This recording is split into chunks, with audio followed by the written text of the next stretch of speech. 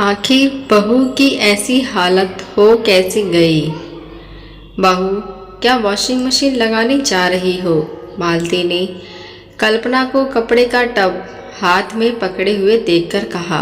हाँ मम्मी जी। कल्पना ने drawing room की बेडशीट उठाई और कहा, मेरे कमरे की चादर और मेरे कल की पहनी हुई साड़ी भी ले लेना।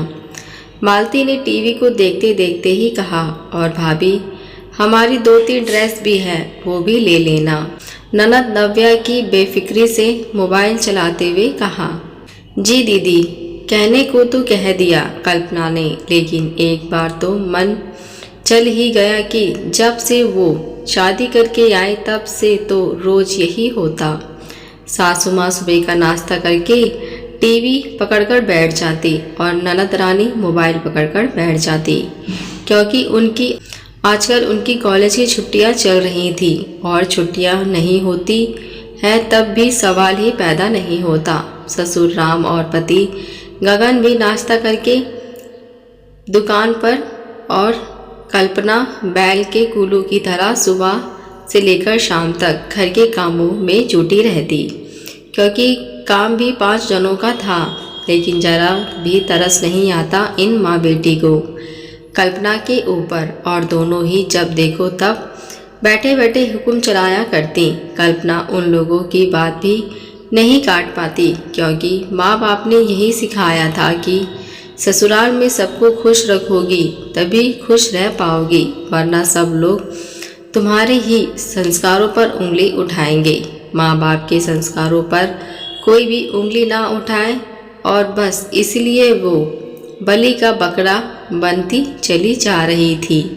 जब से कल्पना शादी कर इस घर में आई तब से पूरे घर की जिम्मेदारी उसके ही कंधों पर आ गई थी। यहाँ तक कभी कभी तो यहाँ तक हो जाता कि उसको काम के चक्कर में नाश्ता करने का मौका भी नहीं मिल पाता और बिना नाश्ता किए यही रह जाती।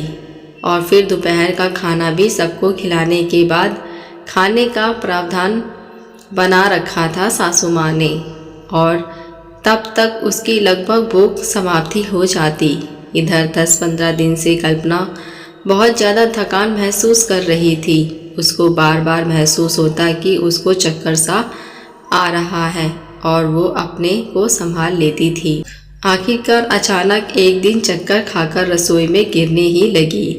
ये तो कहो उसी समय गगन अपनी चाय लेने रसोई में आया हुआ था।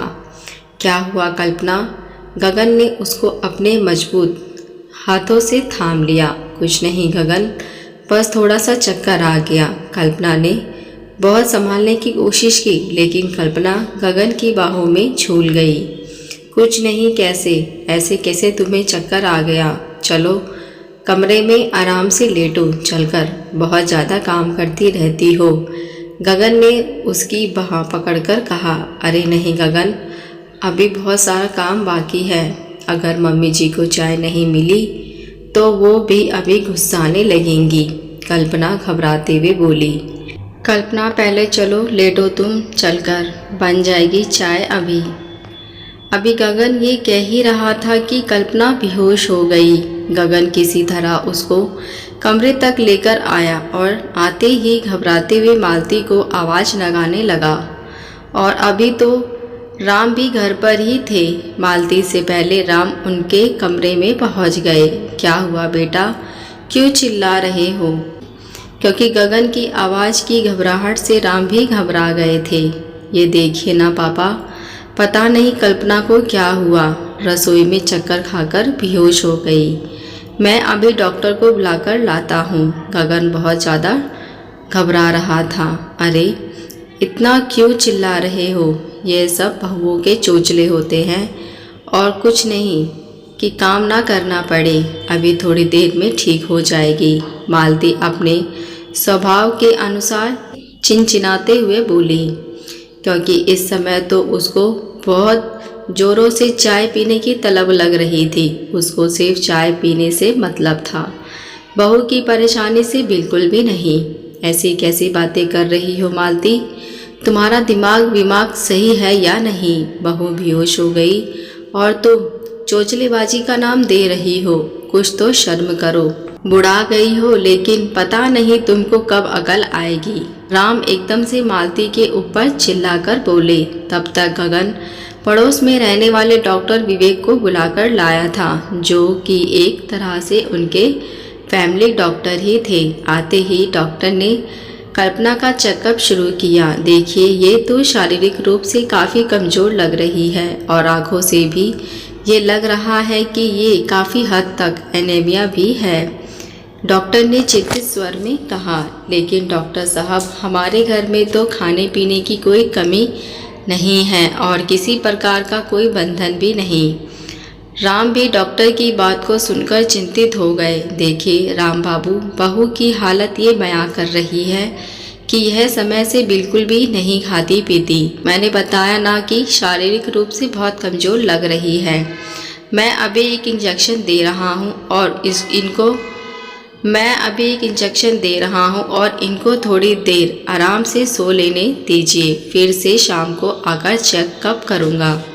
इतना कहकर डॉक्टर इंजेक्शन लगाकर चले गए और सब लोग तो कमरे से बाहर आ गए, लेकिन गगन वहीं कल्पना के पास कमरे में ही रुक गया। उसको तो कल्पना का इस तरह बेहोश होने से बहुत ज़्यादा खराब लग रहा था। हे भगवान, ये क्या हो गया? मेरे तो बिल्कुल भी समझ में नहीं आ रहा कि बहू की ऐसी हालत कैसे हो गई। राम तो बहुत ही ज़्यादा चिंतित लग रहे थे।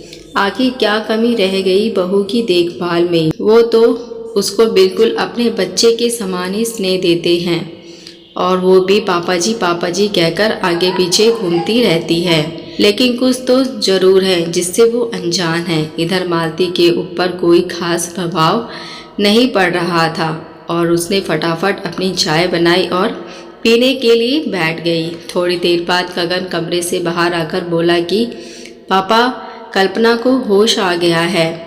राम तुरंत कमरे में पहुंच गए।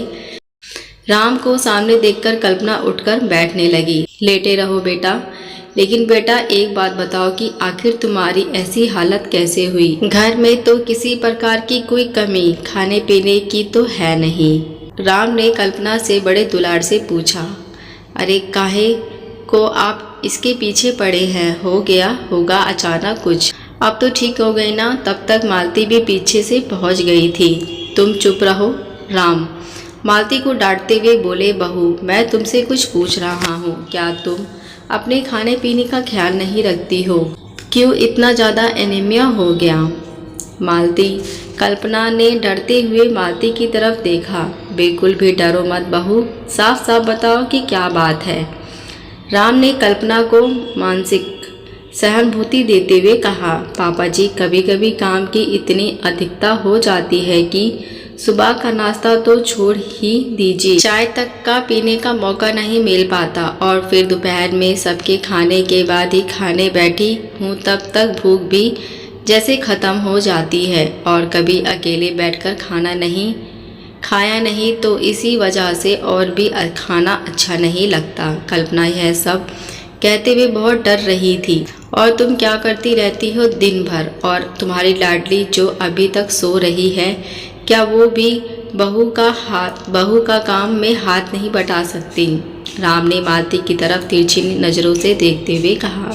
अब क्या मैं बहू के आने के बाद भी काम करूं? और नव्या क्या काम करेगी? यहाँ पर तो है तो आराम कर ले, ससुराल जाकर तो उसको भी काम करना ही है, मालती सफाई देते हुए बोली। तो क्या तुम लोगों ने बहू को काम करने की मशीन समझ रखा है? और काम तो छोड़ दो, तुम लोगों से ये भी नहीं होता कि बहू के खाने पीने का ख्याल रख लूं कि उसने समय से कुछ खाया पिया है कि नहीं। अपनी बेटी के पीछे तो थाली लेकर दिन भर दौड़ती रहती हो। आज से ये सब मुझको बिल्कुल भी सुनने को ना मिले, वरना मुझसे बुरा कोई और नहीं होगा। समधी जी से कितने भरोसे के साथ कहा था कि बहू को अपनी बिटिया बनाकर रखूंगा, लेकिन तुम्हारी वजह से मैं खुद से नज़रें नहीं मिला पा रहा हूँ। राम बहुत ज़्यादा नाराज़ लग रहे थे। पापा, आप चिंता मत करिए, आज से कल्पना का ख्याल मैं रखूँगा। गलती मेरी है जो मैंने उसके ऊपर ध्यान नहीं दिया। आज से मैं उसके अपने साथ ही बैठाकर खाना खिलाऊँगा पिलाऊँगा। मुझको तो कल्पना की हालत देखकर बिल्कुल भी अच्छा नहीं लग रहा है। जीवन साथी बनाकर लाया हूँ तो जिम्मेदारी मेरी है। गगन अभी भी कल्पना के पास ही बैठा हुआ उसका सर सहला रहा था। कल्पना तो अपने पति और ससुर का प्यार देखकर बिल्कुल अभिभूत हो ही गई थी। मुझको माफ़ कर दीजिए, अब ऐसी गलती मुझसे बिल्कुल भी नहीं होगी। बहू, तुम भी मुझको माफ़ कर दो। मैं तुमसे वादा करती हूँ कि अब से ऐसा बिल्कुल भी नहीं होगा। हम सब लोग साथ ही बैठकर खाएंगे पिएंगे। मालती सचमुच शर्मिंदा हो गई और कल्पना का सर सहलाते हुए बोली, क्योंकि गलती तो उसी की थी। मम्मी जी, गलती तो कहीं ना कहीं मेरी भी थी कि मुझको खुद का ख्याल भी रखना चाहिए था। जानबूझकर ऐसी नादानी कर डाली मैंने। मालती का हाथ पकड़कर कहा, अब चुपचाप थोड़ी देर लेटो, मैं तुम्हारे लिए गर्मा गर्म कॉफ़ी बनाकर लाती हूँ, क्योंकि डॉक्टर ने कहा था कि होश आने के बाद इनको गर्म गर्म कॉफ़ी पिला देना, आराम मिल जाएगा। मालती कल्पना का हाथ हटाकर बोली और फटाफट जाकर कॉफ़ी बनाकर लाई। चलो, अंत भला तो सब भला। बहू, तुम थोड़े दिन आराम करो और घर के काम पहले की तरह मालती संभालेगी। राम ने उठते हुए कहा, हाँ बिल्कुल सही कह रहे हैं तुम्हारे पापा जी। थोड़े दिन आराम कर लो, फिर सास बहू दोनों मिलकर घर का काम निपटाएंगे। मालती घर के काम संभालने के लिए उठ खड़ी हुई और कल्पना लेटे ही लेटे सबकी फिक्र अपने प्रति देखकर मुस्कुरा दी। आशा करती हूँ ये परिवार स्टोरी आपको अच्छी लगी हो। इसमें आपकी क्या राय है मुझे कमेंट करके ज़रूर बताएं। अगर आप हमारे चैनल पर नए हैं तो मेरे चैनल को सब्सक्राइब, लाइक, शेयर ज़रूर करें। अब मिलते नई कहानी के साथ। देखने और सुनने के लिए धन्यवाद।